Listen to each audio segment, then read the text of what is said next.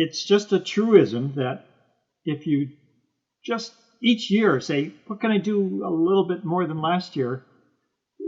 It's amazing how soon you're doing things that used to be impossible.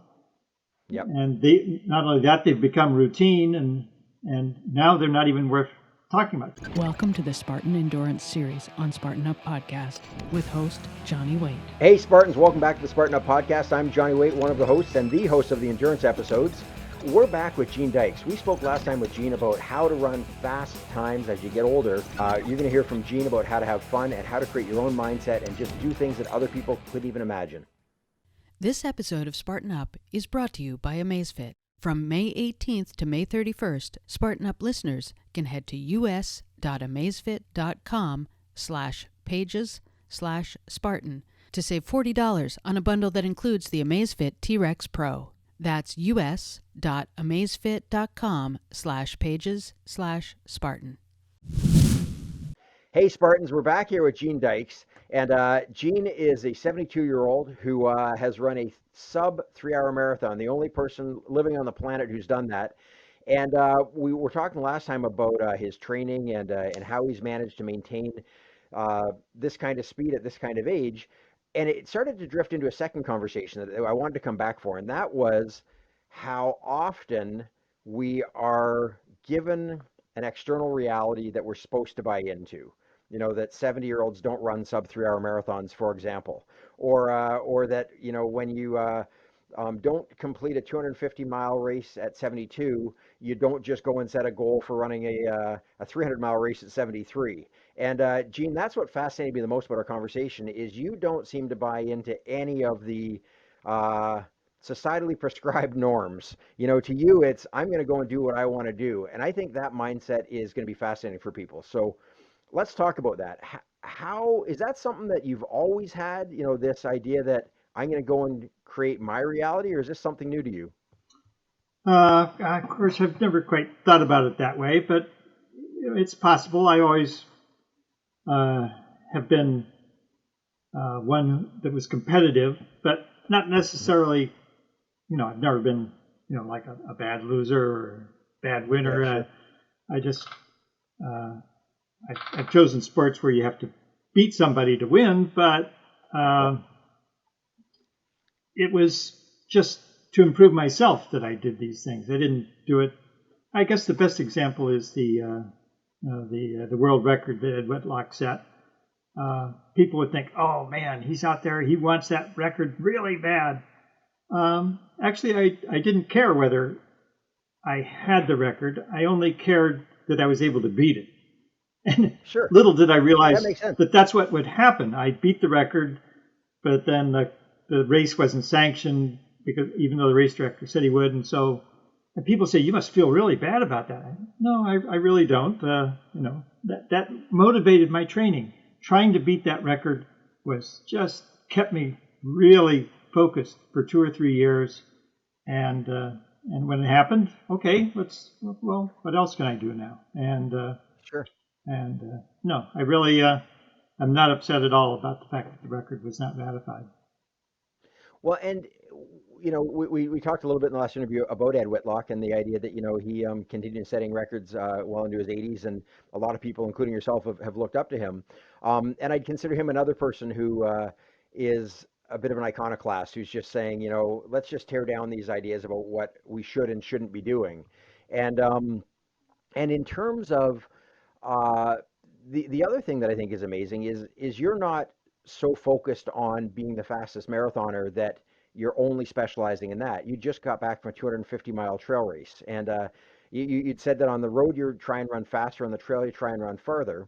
And you mentioned that you've got a couple of 300-milers in mind for the next year or two. Mm-hmm.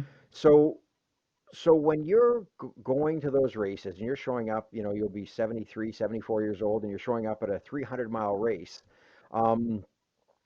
What is it that, and again, I think it's funny, it's a hard question to answer because, like you say, it doesn't seem odd to you. Like, you know, you're not trying to be different. But why are most 75-year-olds not going and running 300-mile races and you are? Maybe I'll put it that way. Well, I guess there's method to the madness. it has to do with just doing a little bit more each year, really. It just comes down to that. When I started running, doing a marathon was really major. And when I did 2 marathons in a year, I said, wow, what could top that? And and then I would do an ultra and say, okay, well, I was a little farther, but 50 miles, 100 miles, 200 miles. Things like that weren't even on the radar. And it's just a truism that if you just each year say, what can I do a little bit more than last year? It's amazing how soon you're doing things that used to be impossible. Yep. And they not only that, they've become routine, and now they're not even worth talking about. 50Ks, hardly worth mentioning. Sure. Well, and with that, people talk about the good old days, and they talk about the golden years. And the good old days are when you used to do that stuff, and the golden years are when you don't do it anymore, in most people's mind. And yet, in your mind, the golden years are, this is awesome. I have more goals, and I want to do more. And I read a great thing that came up as a quote I shared a few years ago, and it was the idea that aging is a use it or lose it proposition. That for the most part, we stop using these things. You talked about having a hamstring injury, and for 6 years you didn't run, but you didn't look at it as, oh, I guess I'm just going to go gracefully into that good night. It was, I'm going to change sports for 3 years and then do a reset on my running. So in terms of your looking forward, you don't have an end date in mind that says, I'll keep running for 5 more years and then I won't. You see this as there isn't really a finish line for you, is there? Well, fortunately, running is one of those things where the system is set up to make it good for older runners. The USATF, which runs lots of races, they do age-graded competition. You can always compete, even when your times are going down. I'll be interested to see if my times are going down, but if they are, that's okay. I've still got age-graded competitions to look forward to. Maybe I won't be able to do 200 and 300 mile trail races anymore. I might enter them just to run 150 miles because, I had a great time at Cocodona. I don't regret a single, penny or moment I spent out there, even though I didn't finish. Sure. But what's the worst that can happen if you enter a race that's too long? You have a lot of fun and then you quit, So I don't know if you've crossed paths with a fella from Ontario named Irish Joe Cleary. Irish Joe's a great ultra runner. He just turned 80, and he was running the virtual race across Tennessee. mm-hmm. And anyway, he had a great line. The first time I met him was at a 100-miler in Haliburton, Ontario, and I was running on a broken foot that I'd re-injured, and so around 42 miles, I was just trying to get to the next aid station to get out of there. I was done, and I heard this shuffling running, and I turned around, and there's Joe, well into his 70s, coming up behind me, and he had a big white beard, and he said, "You look like you're hurt." And I said, "Yeah, I've hurt my foot. I'm just trying to get to the next aid station. I'm done." And I said, "Where are you at?" Meaning mentally, physically, emotionally. How are you doing at this stage in the race? And he took one more step, and he turned and he said, "Where am I at?" "Well, I'm one stride in front of you in a 100-mile race, boy." and kept going. And that's always really inspired me. That he was just a stride in front of me in a 100-mile race, and didn't see that as odd. It had nothing to do with age. And when you say that about just running for the sake of running, that right now you're still running for times, and you have some goals ahead of you. I'm sure you've already looked at what the 80-year-old world record is, and so that when you get to that, you can knock that one off too. But in terms of how you're defining it for yourself, and when you said about going after that record, it wasn't about having the record. It was about just having parameters for goals. What sort of process do you have right now as far as setting your goals? Like, do you look at what other 73-year-olds are doing? Do you, when you're out running with a 50-year-old who's never going to run as fast as you are, does age even matter? I guess you could say November is my favorite time of the year because that's when I'm planning out the the next season. That's when I'm filling out my race calendar.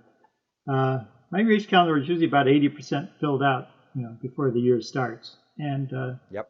and it's looking forward to doing these things. It's half the fun. I mean, really. Yeah. And you just imagine what's going to happen, and I mean, the first thing the first thing I have to put on my calendar are maybe important races like Boston and so on. But those are always spring and fall, so that leaves winter and summer for me to pick out the biggest trail adventures that I can come up with. Yep. And so no, I'm not trying to figure out where all the good runners are going to be in general. Just doing the races that are important. And then how, in terms of creating a community for you, like it's a pretty big social world you have now when you're showing up at these races and seeing people that you've seen at other races, and they know who you are, and so again, as there's a great book I read a few years ago called Younger Next Year. And it's about the idea that we've all bought into this idea that, we're inherently fast and strong in our 20s. With training, we can stay strong and fast in our 30s. And then from 40 to 80 looks like about a 45-degree angle like this. And we've all bought into this, that, of course you're going to be slower at 60 than you were at 50. And of course you're going to be slower at 70 than you were at 60. And you're not. You're still out there getting faster and stronger and better. And so the other thing it talked about was maintaining a social relevance. The idea that as we get older and friends move away and friends pass away and our world gets smaller, it strikes me that your world is still getting bigger. You're still going to races you haven't been to before and meeting new people and being on podcasts. And so how would you say that's impacted you socially? Well, my wife says I'm spending way too much time on Facebook.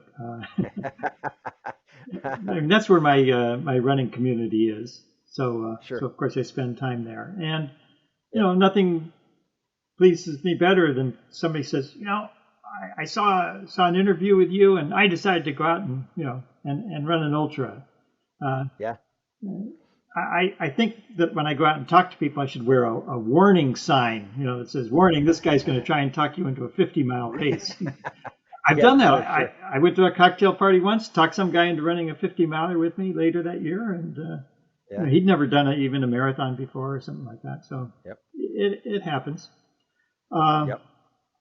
Now, we've talked about running further and faster, but there are other things to do, especially as maybe you're starting to get slower. But besides further and faster, more often is something that a lot of runners don't consider. They think, I can only, I can't run more than 50 miles in a week, or I can't run 5 days in a row. That's total garbage. Sure. I run. So as a goal to set a streak goal, like how many days in a row you can run, something like that. Some people can, set streak goals. Yep.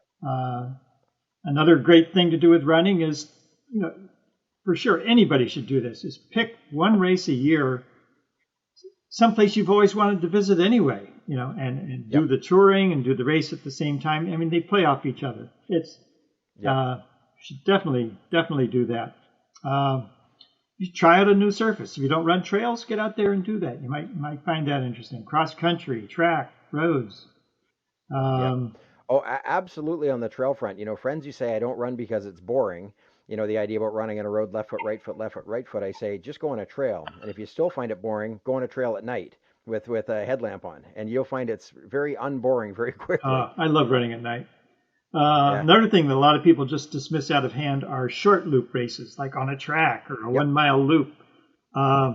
These are great ways to find out how your body responds to going for a long time. And you go by the official aid station every loop. You go by your own personal drop bag every loop. You get to see the same people over and over again. Every type of race has its advantages, and I remember talking to one guy. Why don't you do this race? He says, no, that's for gerbils. So well, you said it. You find out how your body reacts. You also find out how your mind reacts when you do a transcendence type run. Mm-hmm. Hundreds of times around a 400-meter track, really wreaks havoc on your mind. You start to ask, why am I doing this? What am I here for? And to be able to push through that, it goes a long way too. Absolutely. It's really something to do a short loop race for hours and hours and hours on end. People say, how Yeah. can you run 100 miles? And I said, well, not only that, I've done it on a 1 mile loop, and I've done it on a track. Yeah. You have to learn new ways of getting through these things. Yeah. And you can try new events.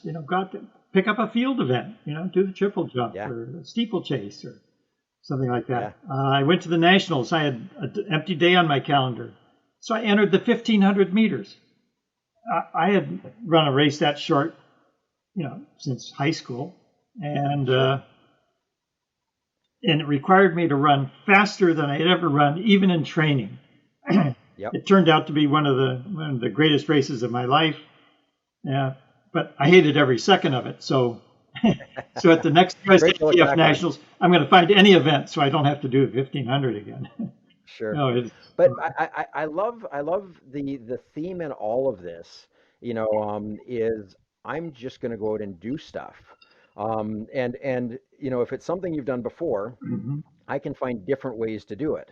And if it's something you've never done, it's great. I'm going to set a PR every time I go out if I've never done it before. mhm, And I really find, at my age, and I'm 52, that I look around and a lot of great friends have really started to mail it in, where they just talk about the things they used to do, and there really aren't goals ahead of them. I don't even mean goals from a structured, stressed out need to do this standpoint, but just in a wouldn't that be a cool thing to do? And I think ego is part of it. We don't want to do things we're not good at, as opposed to recognizing that that's the best way to thrive is to take on something you're not good at and get better at it, whatever that is. Um, but do you find that? Like, do you find that when you look around at I guess you have two peer groups. Your peer group, as in the people that are your age that haven't followed you down the path of doing all these things, and then the people who are. But what do you think differentiates the people who are embracing the same kind of mindset that you have, and that I like to think that I have, which is that our best years are still ahead of us, no matter how old we are? hmm. Maybe I just restrict my social circles to people who are competitive like I am. But Sure.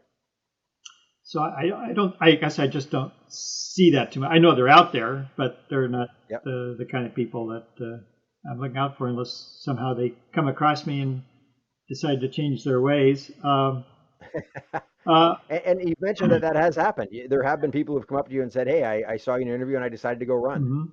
mhm. uh, yeah, I think a lot of people.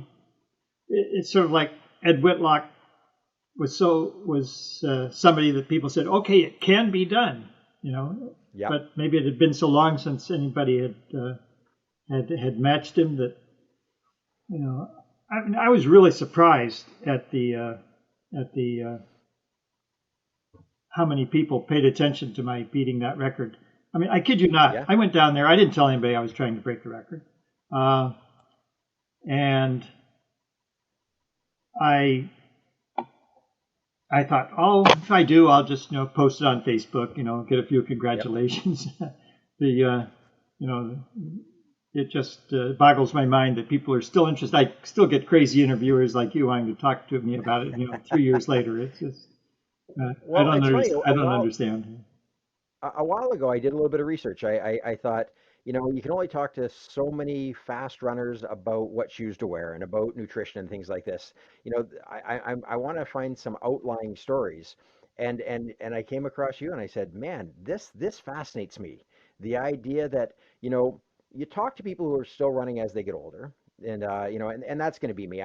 Your records are not going to be challenged by me, but to find somebody who's not only running fast times at an age well beyond what most people are, but is still getting faster for the most part, or at least still has goals to get faster. That just struck me as so inspiring. So yeah, expect more crazy interviews from Mhm. crazy people like me because some of them watch this podcast and they'll be calling you as well. So Gene, I guess I'll just ask for a bit of a summary in terms of what advice would you give? And I'm going to say to anyone who is past what most people consider prime age. And in ultra running, that, is say 40. So let's say you're talking to a 40-year-old, a 50-year-old, a 60-year-old, a 70-year-old who might be on the cusp of thinking my best years are behind me. What would you say in terms of rebooting them? Hmm. Well, I'd say, try to mix it up a little. And if you've never hired a coach, hire a coach. And the one record I'm most proud of is, it's a little known fact that I have the world record for the most fun running. It's probably a 30,000 way tie for first, but Sure, still, sure. that's how you have to look at it. What can I do Yeah, to make it fun? yeah. Travel, It's funny. more races. I just grabbed for a book. This is a recent guest we had has a book called "I Hate Running and You Can Too," and which is a very tongue-in-cheek way to write about how you can actually make it fun and have fun. So I really appreciate that you seconded that you got to make sure it's fun. Hey Gene, it's been a lot of fun talking to you. I tell you that for sure. I look forward to the world opening up so I can get to some of the races that you're at and come up and shake your hand in person when we're allowed to shake hands again. And in the meantime, very grateful to have crossed paths with you, at least virtually, and you've definitely inspired me. All right. I can see you've got quite a few good years left in you. Thank you. I appreciate that. And you know what? This reminds me of that. Like I really do share your belief that you and I both still have our best years ahead of us, and let's get after it. Okay, great. This episode of Spartan Up is brought to you by Amazfit. From May 18th to May 31st, Spartan Up listeners can head to us.amazfit.com/pages/Spartan to save $40 on a bundle that includes the Amazfit T-Rex Pro. That's us.amazfit.com/pages/Spartan. Thanks for listening to this episode of the Endurance Series on Spartan Up Podcast. Spartan Up is your partner in resilience for mind, body, and spirit. We're here 3 days every week. Tuesdays, you can find Joe DeSena, founder and CEO of Spartan, interviewing biohackers, business leaders, authors, and athletes. Thursdays and Saturdays, catch episodes from our DECA, Endurance, Trail, Combat, and La Ruta series. Do you know someone who needs a little nudge? Maybe they could use some motivation, tactics to be stronger, healthier, happier, more successful. Tell them about our show. And if you're watching on YouTube, leave us a comment. We want to know who's watching and who's listening. Thanks. See you next time.